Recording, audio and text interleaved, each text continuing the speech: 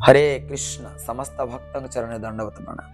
प्रत्येक दिन श्रवण करथुवा समस्त श्रोता को आमर संस्था ISKCON international society for Krishna consciousness आंतर्जातिक कृष्ण भावनावृत संघ एवं यूट्यूब चैनल एवरीडे गीता तरफ आपण मानक अनेक अनेक शुभेच्छा शुभकामना। आज आम श्रवण करवा भगवत गीतार भगवान अर्जुन को कहते यदि व्यक्ति निजक स्वाधीन भाव कर्म करे केबे भी सुखी हो पारिबो नाही।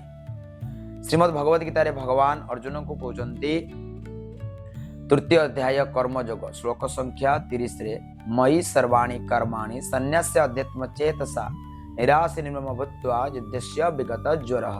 अनुवाद भगवान अर्जुन कहते हे अर्जुन तुमर समस्त कर्म मते समर्पण करी तुमर मन मोठारे स्थिर रखी अनासक्त भाव आलस्य नहीं युद्ध कर।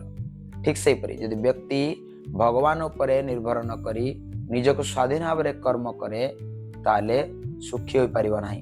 तेणु आमको जेकोसी क्षेत्र में संसार एवं कर्तव्य संपादन जो जो जगार आम करुँच कार्य क्षेत्र ऑफिस विभिन्न कार्यानुष्ठान विभिन्न अनुष्ठान मानकरे आमको बुझा पड़ो भगवान को ऊपर निर्भर कर समस्त कार्य कले आमर कार्य फलस्वरूप पॉजिटिव हम एवं समस्त कार्यर फल भगवान को अर्पण कर अनासक्त भाव कर्म कले निश्चित फलस्वरूप भगवान अर्जुन को भली देथिबा उपदेश आमको उपदेश प्रदान करछंती ठीक आमर सेमती विजय लाभ हेबो।